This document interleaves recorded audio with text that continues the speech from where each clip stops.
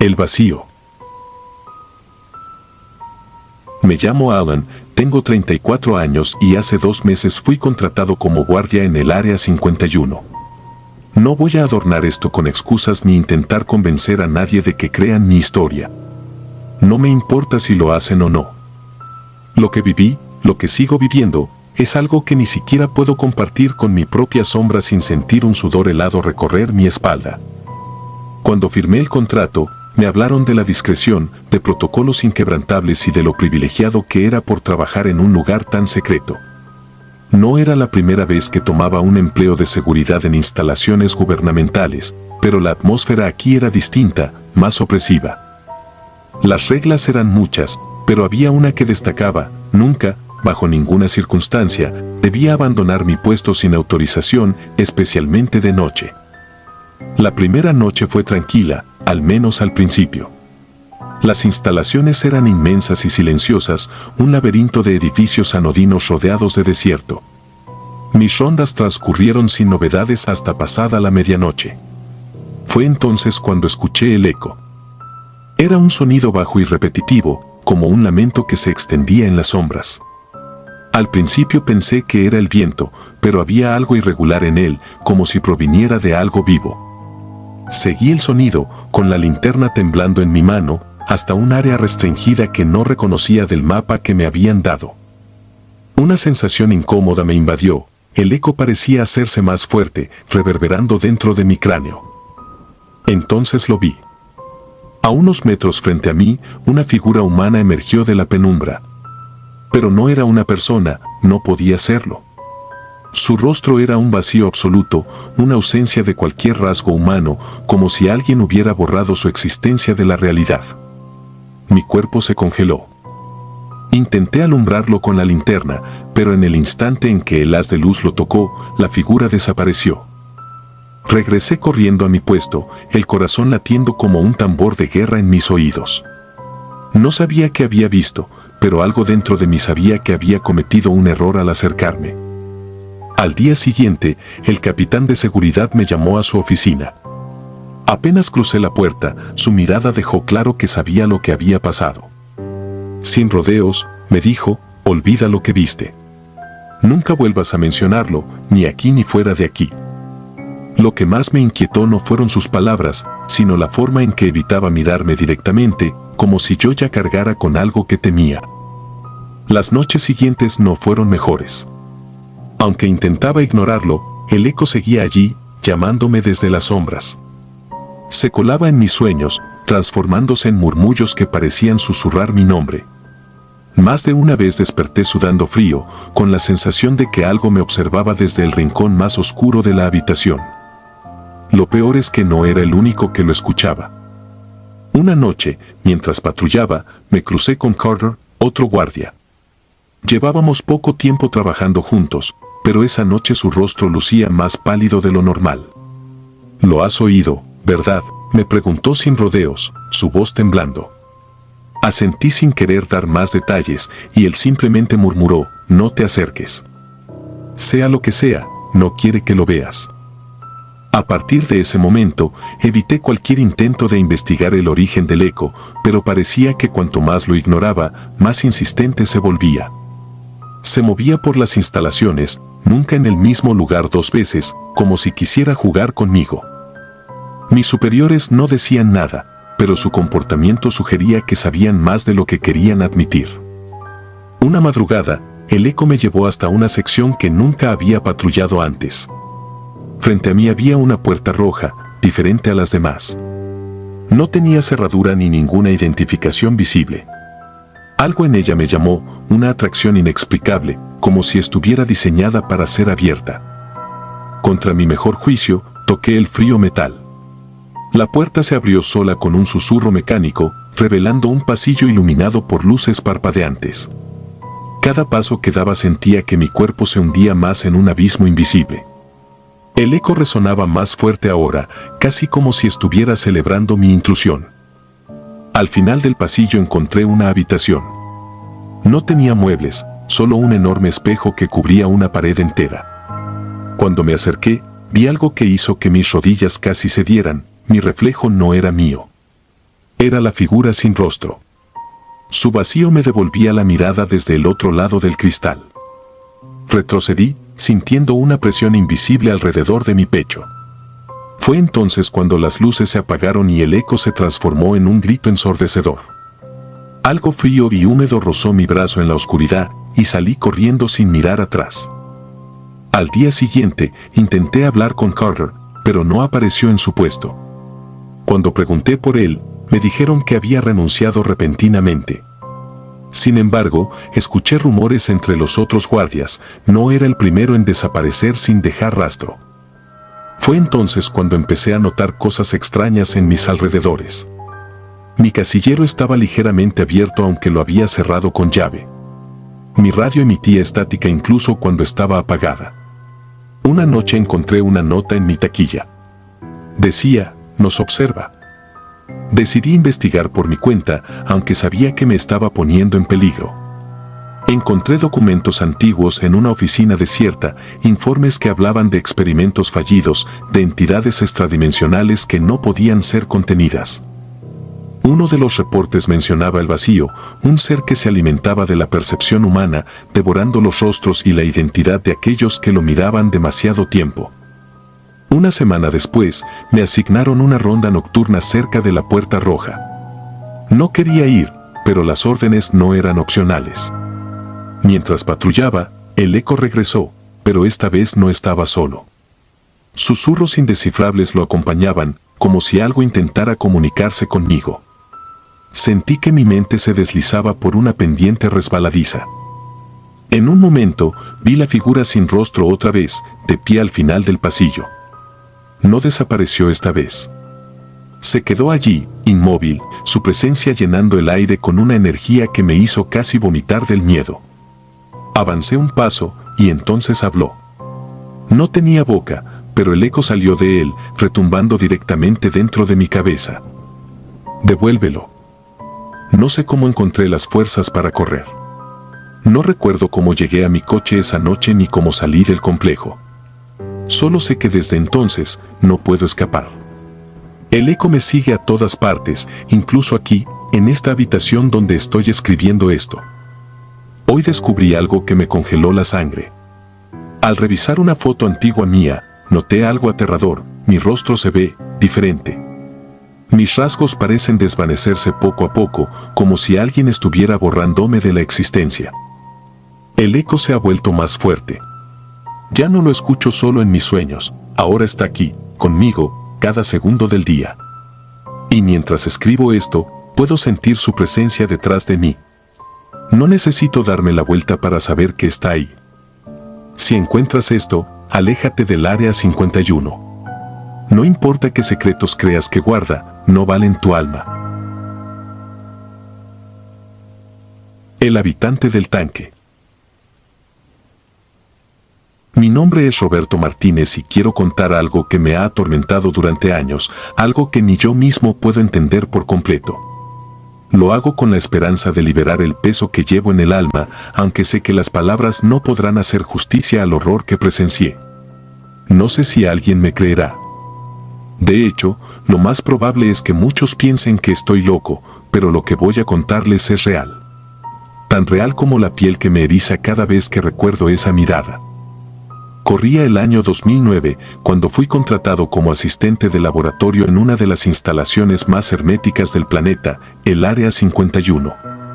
Llegar ahí ya era, de por sí, surrealista. Nos despojaban de teléfonos, cámaras y cualquier cosa que pudiera registrar lo que veíamos. Los controles de seguridad eran tan extremos que uno sentía que hasta la respiración estaba siendo monitoreada. Mi trabajo parecía simple, apoyo técnico y tareas de limpieza en las zonas designadas. Nada relacionado con experimentos ni información clasificada. Eso era para otros. Yo era solo una pieza más en la maquinaria. Al principio, todo fue monótono. Limpieza de laboratorios, inventarios de suministros, etiquetas de equipos, hasta que llegó esa orden. Nos asignaron limpiar un sector que había estado clausurado durante años, conocido como el Tanque 4. No se nos dio mucha información, salvo que era una vieja instalación de tratamiento de agua que ya no estaba en uso. pero había algo extraño en la forma en que los superiores hablaban de ese lugar. Una tensión palpable, como si quisieran evitar cualquier detalle. Uno de ellos incluso mencionó de manera casual que nos aseguráramos de no tocar nada innecesario. En ese momento, pensé que era una advertencia estándar.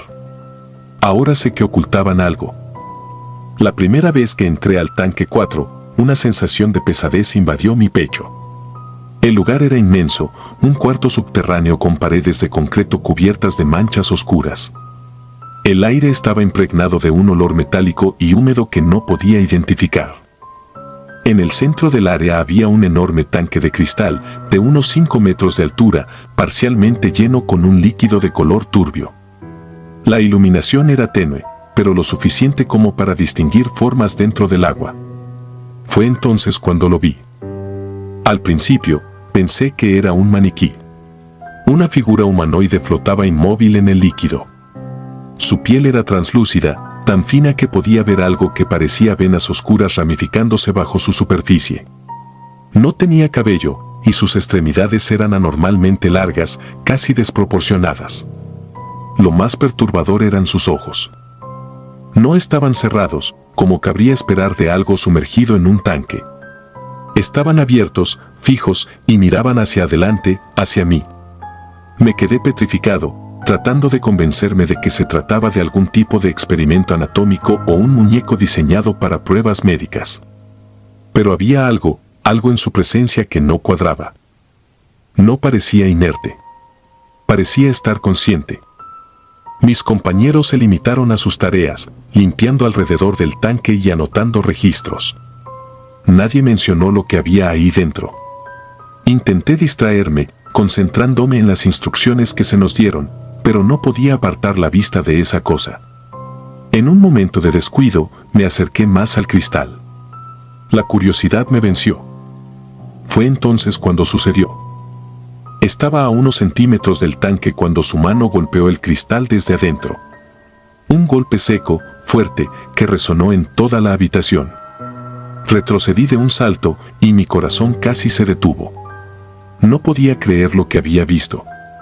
Esa cosa, esa criatura, había movido su brazo con una rapidez imposible y había golpeado el cristal. Sus ojos estaban fijos en los míos, y por primera vez en mi vida sentí un terror primitivo, como si estuviera frente a algo que no debería existir. Nadie más pareció notar el golpe. Mis compañeros seguían con su trabajo, como si nada hubiera pasado. Me quedé paralizado, esperando que alguien dijera algo, pero el silencio reinaba. Era como si yo fuera el único que podía percibirlo. No dije nada. Ni entonces, ni después. Algo me detuvo, una mezcla de miedo y un instinto inexplicable de autopreservación. Sabía que si reportaba lo que había visto, sería cuestionado, tal vez incluso castigado. En ese lugar no se toleraban distracciones ni rumores. Así que terminé mi turno como pude y traté de olvidar lo sucedido. Pero la criatura no me dejó. Esa noche, mientras intentaba dormir, soñé con ella. En el sueño, estaba de pie junto al tanque, pero esta vez el cristal estaba roto. El agua se derramaba por el suelo y la figura avanzaba hacia mí, lenta pero segura. Sus ojos seguían abiertos, perforándome con su mirada. Desperté gritando, empapado en sudor. Los días siguientes fueron un infierno. Cada vez que cerraba los ojos, veía su rostro. En los pasillos del Área 51, comencé a sentir que alguien me observaba. Incluso cuando estaba rodeado de gente, no podía sacudirme la sensación de que algo se escondía en las sombras, esperándome. Una noche, mientras trabajaba en otro sector, escuché un ruido metálico detrás de mí. Me giré, pero no había nadie. Solo un eco distante, como si alguien o algo estuviera arrastrando algo pesado. Un par de semanas después, el tanque 4 fue nuevamente clausurado. Nadie explicó por qué, ni qué se había hecho con el contenido del tanque. Yo intenté mantener la compostura y seguir trabajando, pero mi mente no podía dejar de cuestionarse. ¿Qué era esa cosa? ¿Por qué nadie hablaba de ella? Empecé a investigar, aunque con extremo cuidado. En una instalación como esa, los rumores eran peligrosos y las preguntas indebidas podían costarte el puesto o algo peor. Descubrí que hace décadas hubo un accidente en una instalación cercana, algo relacionado con pruebas biológicas. Los registros eran incompletos, pero hablaban de entidades contaminantes que no pudieron ser erradicadas. Las describían como humanoides, con tejidos altamente mutables. Lo más inquietante era una nota perdida entre los informes: la exposición prolongada induce fenómenos cognitivos en el personal. Restricción total recomendada. No sé si lo que vi fue una de esas entidades, pero desde entonces, mi vida cambió. Dejé el Área 51 poco tiempo después, incapaz de soportar la carga. Intenté volver a una vida normal, pero la criatura no me dejó. Los sueños continuaron, siempre iguales, ella rompiendo el cristal, el agua envolviéndome, y esos ojos, siempre esos ojos. Lo peor vino después. Comencé a verla fuera de los sueños. Reflejada en espejos, en las ventanas de los autobuses, en charcos de agua. Siempre estaba allí, acechándome. La paranoia me consume. A veces escucho golpes en las paredes de mi casa durante la noche, idénticos al sonido que hizo en el tanque. Otras veces, siento su presencia detrás de mí, aunque no me atrevo a voltear. He consultado a médicos, psiquiatras, incluso a religiosos, pero nadie puede ayudarme. Algunos dicen que es estrés postraumático, otros creen que estoy inventando todo. Pero yo sé la verdad. Sé que ella sigue ahí, esperando. Y tarde o temprano, vendrá por mí. No sé cuánto tiempo me queda, ni si esta confesión servirá de algo. Pero si estás leyendo esto, por favor, escucha mi advertencia. Hay cosas que no deberían ser vistas, secretos que nunca deberían salir a la luz. El tanque 4 guarda uno de esos secretos. Y si alguna vez escuchas hablar de él, aléjate. Por tu bien, no te acerques. Porque lo que habita en ese tanque no está muerto. Y nunca lo estuvo. Lo que vi en el Área 51. Todo comenzó en 2012, una época que, por alguna razón, siempre asociaré con un peso insoportable sobre mi pecho.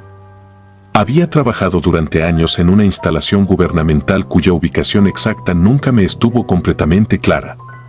No era el Área 51, al menos no oficialmente, pero sabía que estaba conectada de alguna forma. Mi posición era bastante modesta, analista de datos clasificados. Mi trabajo consistía en filtrar información y verificar patrones en archivos codificados que rara vez tenían sentido a simple vista. Todo era rutina hasta que encontré ese archivo. Era un día común, o al menos así lo parecía. Un algoritmo detectó una discrepancia en un archivo que llevaba años archivado bajo capas de cifrado. Lo curioso era que este archivo no estaba registrado en las bases que solía revisar, como si hubiera sido dejado ahí por error o por descuido. Lo abrí. No debería haberlo hecho. Era un video. Bajé las luces de mi oficina para que nadie pudiera notar la luminosidad de la pantalla desde fuera y presioné play. El video era borroso, captado desde una cámara estática en lo que parecía ser una sala de contención. Podía ver a un grupo de 5 personas en batas blancas, todas visiblemente tensas. Al fondo había un cristal reforzado, como si estuvieran observando algo detrás de él. Una de las científicas, con las manos temblorosas, presionó un botón en un panel.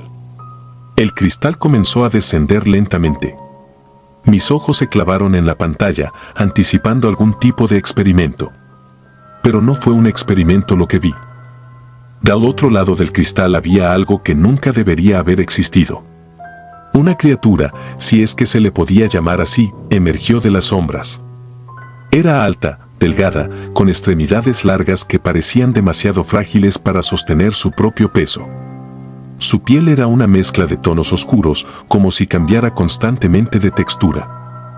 Pero lo más perturbador eran sus ojos, negros, inmensos y sin vida, como pozos que absorbían cualquier atisbo de luz. No había sonido en el video, pero podía ver cómo los científicos gritaban, el pánico desbordándose en sus rostros. En un segundo, la criatura se abalanzó contra el cristal. No lo golpeó como lo haría un animal atrapado. No. Su movimiento era frío, calculado, como si supiera exactamente dónde atacar. El cristal empezó a resquebrajarse. Uno de los científicos salió corriendo de la sala, pero la puerta no se cerró a tiempo. La criatura atravesó el umbral en un parpadeo. Los gritos se intensificaron. La cámara captó cómo los demás intentaban refugiarse en un rincón, pero no sirvió de nada. La criatura los alcanzó, uno por uno, y justo cuando la sala se inundó de sangre, el video se cortó. Me quedé inmóvil. Mi respiración era tan superficial que sentía que en cualquier momento perdería el conocimiento. Traté de reproducir el archivo nuevamente, pero algo extraño sucedió, la computadora comenzó a fallar. Parpadeó 2 veces y se apagó. Cuando la reinicié, el archivo ya no estaba. Ni rastro. Intenté buscarlo en las bases de datos, pero era como si nunca hubiera existido. Esa misma noche, me llamó uno de mis superiores. Deja de buscar. No lo mencionaremos nuevamente. Nunca existió. La línea se cortó antes de que pudiera responder. Pensé que todo había terminado ahí, que lo que había visto se quedaría como un recuerdo reprimido en el rincón más oscuro de mi mente. Pero estaba equivocado. Muy equivocado. 2 días después, mientras trabajaba en otra terminal, sentí que algo no estaba bien. El aire en la sala era diferente, más denso, más pesado. Tenía la sensación de estar siendo observado. Miré alrededor, pero no había nadie. O eso creí. En algún momento, levanté la vista hacia la ventana que daba al pasillo, y ahí, en el reflejo del vidrio, lo vi. Una silueta oscura estaba de pie detrás de mí, inmóvil. Me giré de inmediato, pero no había nada. Me quedé sentado, temblando, tratando de convencerme de que mi mente me estaba jugando una mala pasada. Pero lo sentía. Esa presencia estaba ahí. Esa noche, decidí hablar con un compañero, alguien en quien confiaba plenamente. Al principio, no quería decirle nada, pero terminó confesándome algo aún más perturbador. Yo no era el único que había visto ese archivo. Otros lo habían encontrado antes y ninguno había salido indemne. Algunos simplemente desaparecieron sin dejar rastro.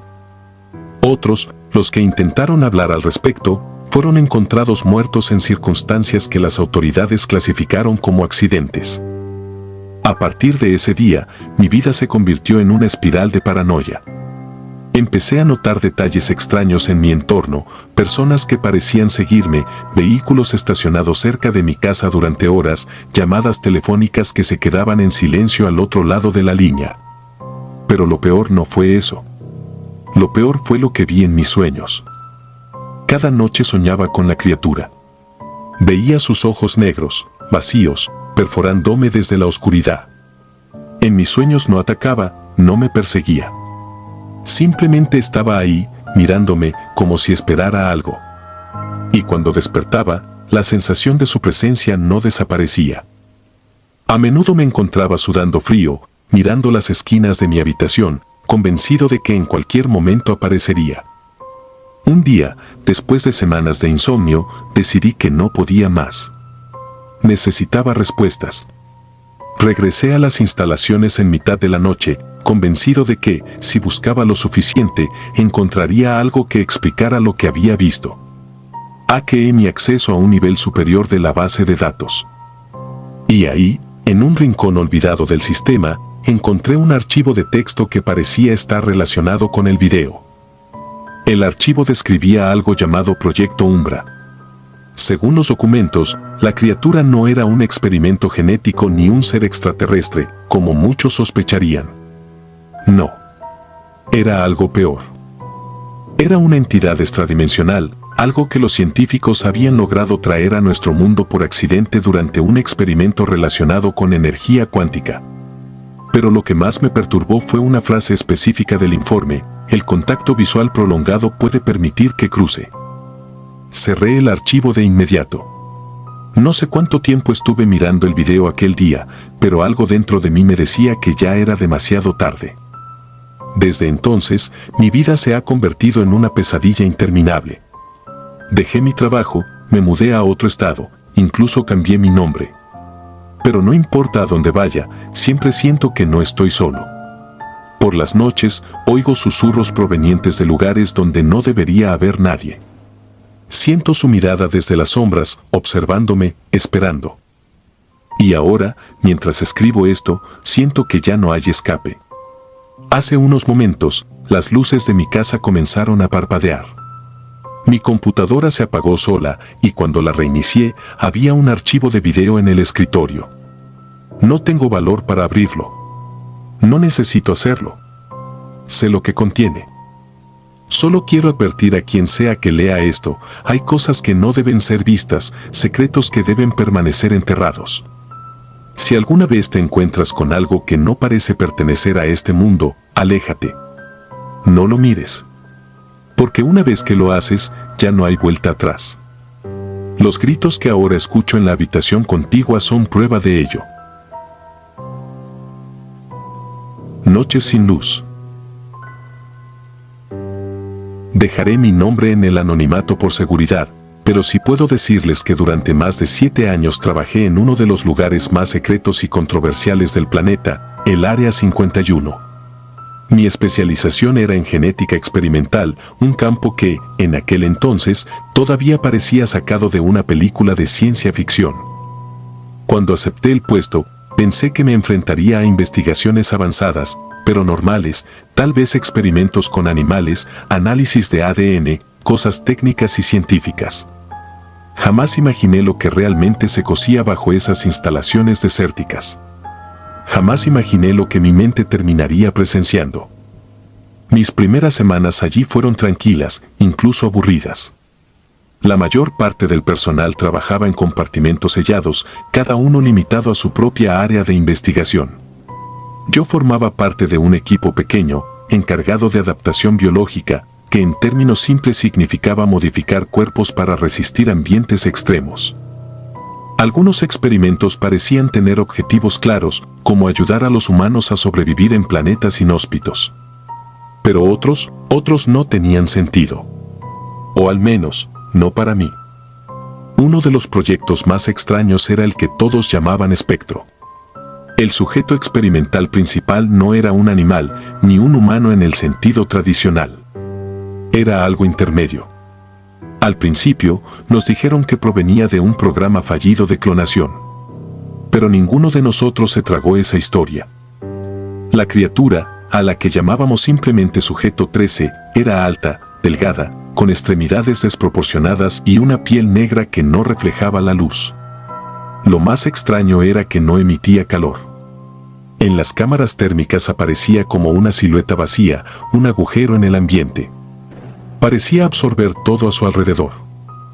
Siempre se encontraba sedado cuando trabajábamos con él. Estaba encerrado en una cámara reforzada de vidrio y lo manipulábamos con brazos robóticos.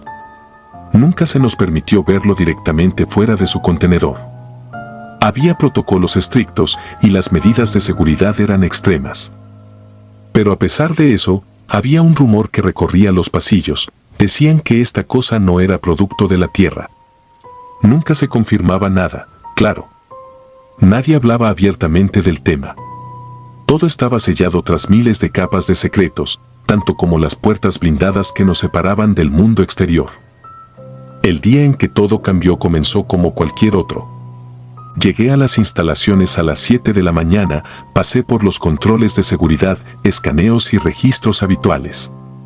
Todo parecía normal, hasta que un mensaje de emergencia interrumpió la rutina, un fallo de contención en el ala 7C. La sirena se activó y las luces del pasillo comenzaron a parpadear. Mi corazón dio un vuelco. Era el sector donde se encontraba sujeto 13. Antes de que pudiera procesar lo que estaba sucediendo, el sistema de altavoces anunció un protocolo de oscuridad total. El protocolo de oscuridad era algo que solo conocíamos en teoría. Consistía en apagar completamente la iluminación y depender únicamente de cámaras térmicas y sensores de movimiento para detectar cualquier actividad en el área afectada. La idea era sencilla: si la criatura no emitía calor, sería más fácil rastrear cualquier cosa que si lo hiciera, como el personal o los guardias.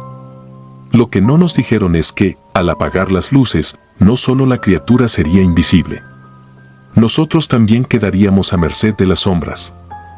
Fui obligado a permanecer en mi estación. Las puertas estaban selladas automáticamente, así que no había forma de salir. Desde la consola podía observar el feed de las cámaras térmicas, pero lo que vi no tenía sentido. Los guardias se movían con rapidez, escaneando los pasillos, pero había algo más. Una sombra sin temperatura que avanzaba entre ellos. Aunque no emitía calor, parecía que el aire se distorsionaba a su paso, como un espejismo en el desierto. De repente, uno de los guardias dejó de moverse. Su silueta, que antes brillaba en rojo vivo por el calor de su cuerpo, simplemente se apagó. El pánico comenzó a cundir. En mi monitor veía como otros intentaban huir, pero las puertas no se abrían. Algo los estaba cazando. Aunque no emitía sonido alguno, el terror era palpable. Intenté comunicarme con alguien, pero las líneas estaban muertas.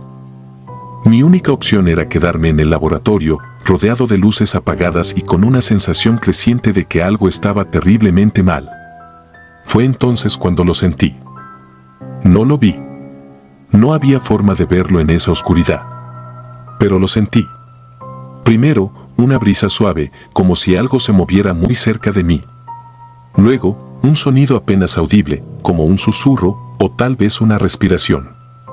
Se clavó en mi cuello, gélido, como si un aliento muerto estuviera acariciándome la piel. Mis manos temblaban, y aunque mi instinto me gritaba que corriera, no podía moverme. Algo estaba detrás de mí. Por un segundo, pensé que moriría. Cerré los ojos con fuerza, esperando lo peor. Pero entonces, el sonido desapareció. El laboratorio volvió a quedarse en silencio. Mis ojos seguían abiertos, pero todo era negro como el vacío. Traté de regular mi respiración, pero no había forma de calmarme. Sentía que cada segundo era eterno y que, en cualquier momento, aquella cosa volvería por mí. No pasó mucho tiempo antes de que los monitores volvieran a encenderse. En las pantallas aparecieron imágenes del equipo de contención. Entraron al ala 7C, armados hasta los dientes, buscando rastros de sujeto 13. Pero no encontraron nada. Ni el cuerpo de los guardias desaparecidos, ni la criatura. Era como si se hubiera desvanecido en el aire. Para ese momento, las luces volvieron, y los pasillos recuperaron su apariencia normal. Pero no había nada normal en lo que había ocurrido. La criatura seguía desaparecida. Me llamaron para una reunión de emergencia. Todos estábamos obligados a firmar acuerdos de confidencialidad adicionales. Nos dijeron que no hiciéramos preguntas, que todo estaba bajo control. Pero yo sabía que no era cierto. Vi el miedo en los ojos de mis compañeros. No éramos los únicos que sentíamos que aquello nos estaba observando. Esa noche me enviaron a casa antes de lo habitual. Me dijeron que descansara, que mi turno del día siguiente sería reprogramado. Pero sabía que no dormiría. El recuerdo de aquella respiración en mi cuello seguía fresco, como una cicatriz mental que nunca podría borrar. 2 días después, regresé al trabajo. Todo parecía en calma. Las áreas estaban limpias, sin rastros del desastre. Sin embargo, algo había cambiado. Las cámaras térmicas seguían instaladas en cada esquina y los pasillos estaban más silenciosos de lo habitual. Intenté concentrarme en mis tareas, pero mi mente seguía regresando al sujeto 13. ¿Dónde estaba? ¿Cómo algo tan extraño podía simplemente desaparecer? No fue hasta semanas después que encontré la nota. Estaba en mi casillero, escrita a mano con una caligrafía apresurada. Decía, nunca se fue. Solo está esperando. Mi corazón se detuvo. Miré a mi alrededor, pero no había nadie cerca. Intenté buscar respuestas entre mis compañeros, pero la mayoría evitaba hablar del tema. Era como si todos supieran algo que yo no, pero no se atrevieran a decirlo. Esa noche, cuando finalmente regresé a casa, algo se sintió diferente. Mi apartamento estaba oscuro, pero era una oscuridad distinta. Una que parecía viva, pulsante. Encendí todas las luces, revisé cada rincón, pero no había nada. Y aún así, la sensación de que no estaba solo no desaparecía. Decidí no volver al Área 51 después de eso. Renuncié sin previo aviso, inventando una excusa cualquiera. Pero ni siquiera dejar ese lugar me ha traído paz. Ahora vivo lejos, en un lugar remoto, alejado de todo. Pero a veces, en la noche, cuando las luces están apagadas y el mundo está en silencio, siento esa misma brisa. Ese mismo aliento frío en mi cuello. Nunca sé cuándo volverá, ni qué está esperando. Solo sé que está ahí. Y que algún día vendrá por mí. Solo duermen. Era 1994, un año que marcó mi vida de una manera que aún no puedo explicar del todo. Todo comenzó una tarde calurosa de julio, cuando mis amigos y yo decidimos explorar el desierto de Nevada en las cercanías del Área 51. La idea era algo tonta, lo admito, buscábamos emoción, un escape del aburrimiento de aquel verano sofocante. Éramos jóvenes e imprudentes, y la fama del Área 51 como epicentro de teorías conspirativas era irresistible para nuestras mentes llenas de curiosidad y adrenalina. Lo que no sabíamos, sin embargo, era que aquel desierto ocultaba algo que no debía ser encontrado. Habíamos caminado por horas, bromeando sobre ovnis, alienígenas y las supuestas criaturas que los militares ocultaban tras esas vallas electrificadas. Fue justo cuando el sol comenzó a caer que encontramos algo extraño. En medio de la arena, como si hubiera sido escrito con un dedo, vimos un mensaje que decía: no están muertos, solo duermen. Nos detuvimos en seco. Había algo inquietante en esas palabras, algo que se sentía equivocado. Ninguno de nosotros lo admitió en voz alta, pero todos lo sentimos. Ben, el más escéptico del grupo, se rió y dijo que seguramente alguien había escrito eso como una broma para asustar a turistas curiosos como nosotros. Sin embargo, mientras la luz del día se desvanecía, aquella frase no dejaba de rondar mi cabeza. Decidimos acampar esa noche en el desierto, no muy lejos del lugar donde habíamos encontrado el mensaje. Queríamos ver las estrellas y, en el fondo, todos esperábamos presenciar algo inusual en el cielo, alguna prueba de que todo lo que decían sobre el Área 51 era cierto. Y entonces, cerca de las 2 de la madrugada, ocurrió. Luces. Al principio, parecían simples destellos en la distancia, como si alguien estuviera disparando bengalas. Pero las luces no se comportaban de manera normal. No se movían en línea recta ni descendían, zigzagueaban, aceleraban y se detenían de golpe, como si desafiaran las leyes de la física. Nos quedamos en silencio, observando con una mezcla de fascinación y temor. Ben bromeó diciendo que probablemente eran aviones militares haciendo pruebas, pero su voz sonaba temblorosa. Entonces, de repente, las luces comenzaron a acercarse. Uno de los haces de luz pasó justo sobre nosotros, iluminando nuestra pequeña tienda de campaña y el área circundante con un brillo blanco intenso. Fue tan brillante que tuve que cerrar los ojos. Cuando los abrí, me di cuenta de que algo estaba mal. Alex, uno de mis amigos, no estaba. Lo llamamos, gritamos su nombre, pero no hubo respuesta.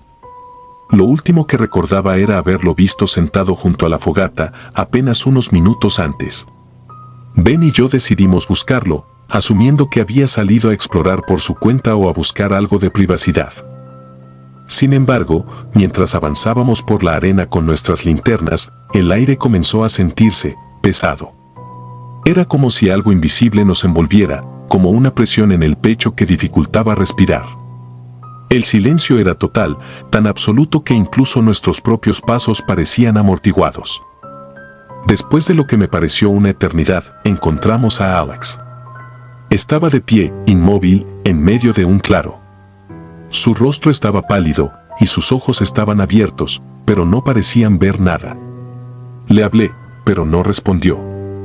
Cuando finalmente lo toqué en el hombro, dio un respingo y me miró como si no me reconociera. Fue entonces cuando noté algo en sus manos. Era una pequeña caja metálica, oxidada y cubierta de símbolos extraños que nunca había visto antes. ¿Dónde encontraste eso?, le pregunté, pero Alex solo negó con la cabeza y murmuró algo que no entendí. Decidimos regresar al campamento, pero algo en Alex no estaba bien. Caminaba detrás de nosotros, arrastrando los pies y mirando al suelo, como si estuviera en trance. Ben intentó bromear con él, pero no obtuvo respuesta. Cuando llegamos, Alex simplemente se dejó caer junto a la fogata, todavía sosteniendo aquella caja. Pensamos que estaba exhausto, así que lo dejamos descansar. Sin embargo, lo extraño no terminó ahí. Durante el resto de la noche, escuchamos sonidos. Al principio, eran suaves, como un zumbido lejano, pero poco a poco se hicieron más intensos. Era un sonido pulsante, rítmico, que parecía provenir de todas partes y de ninguna al mismo tiempo. Cada vez que intentábamos localizar su origen, desaparecía. Ben sugirió que tal vez era el viento, pero el aire estaba completamente quieto. Poco después, Alex comenzó a hablar en sueños. Al principio eran palabras sueltas, pero luego empezó a formar frases completas. Lo que decía no tenía sentido. Murmuraba cosas como ellos vienen y las puertas se están abriendo. Su voz era extraña, más grave de lo que recordaba, y a veces hablaba en un idioma que ninguno de nosotros podía reconocer. A la mañana siguiente, Alex no recordaba nada de lo que había ocurrido.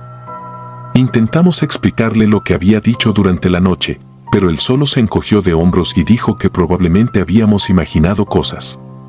Sin embargo, insistía en mantener la caja metálica cerca y se negaba a explicar cómo la había conseguido. Su actitud nos puso nerviosos, pero decidimos no presionarlo. El verdadero terror comenzó al anochecer del segundo día. Las luces regresaron, pero esta vez no estaban en el cielo. Aparecieron en el suelo, rodeándonos, como si estuviéramos en el centro de un círculo luminoso. Era imposible determinar su origen, parecían surgir directamente de la arena. Intentamos alejarnos, pero los destellos se movían con nosotros, siguiéndonos como sombras vivas. Fue entonces cuando escuché algo que nunca olvidaré, un susurro. No venía de mis amigos, sino de la misma oscuridad. Era una voz baja, casi imperceptible, que repetía una y otra vez: no están muertos, solo duermen. Ben perdió la calma y empezó a correr hacia el desierto, gritando que todo esto era nuestra culpa, que habíamos despertado algo que no debíamos. Traté de detenerlo, pero fue inútil. Lo vimos desaparecer entre las dunas y nunca lo volvimos a ver. Alex comenzó a comportarse de manera aún más extraña. Se sentaba frente a la fogata y tarareaba una melodía que ninguno de nosotros conocía. Sus ojos estaban vacíos, como si no fuera realmente él quien estaba allí. Esa noche, mientras intentaba dormir, escuché algo arrastrándose fuera de nuestra tienda. Era un sonido húmedo y viscoso, como si algo estuviera arrastrándose por la arena. Cuando reuní el valor suficiente para asomarme, no vi nada. Sin embargo, al volver a acostarme, escuché una respiración pesada justo al lado de mi oído. Cuando amaneció, Alex había desaparecido. Su tienda estaba abierta y la caja metálica estaba tirada en la arena, cubierta de sangre seca. Intenté buscarlo, pero sabía que era inútil. Había algo en ese lugar, algo que no quería que estuviéramos allí, y sentí que estaba jugando con nosotros, despojándonos de todo, uno por uno. Cuando finalmente decidí irme, lo hice solo. Caminé durante horas, con el sol abrasador sobre mi cabeza, hasta que finalmente vi un coche patrulla en la distancia. Los agentes no creyeron nada de lo que les dije. Dijeron que seguramente mis amigos se habían perdido y prometieron enviar una búsqueda, pero no parecía que realmente lo fueran a hacer. Regresé a casa con más preguntas que respuestas. Nunca volví a saber de Alex o de Ben. Lo que ocurrió en ese desierto sigue siendo un misterio para mí, pero hay algo de lo que estoy seguro: lo que sea que está en el Área 51 no es humano. A veces, en mis sueños, escucho esos susurros otra vez y despierto con el eco de esa frase grabada en mi mente: no están muertos, solo duermen. Han pasado años desde aquella noche, pero todavía siento que algo me observa desde las sombras, esperando. Si disfrutas de los relatos, te invitamos a apoyarnos con un like y un comentario, ya que eso nos ayuda muchísimo. Además, si aún no estás suscrito o suscrita, te animamos a formar parte de la comunidad del terror. Muchas gracias por escucharnos y por tu apoyo.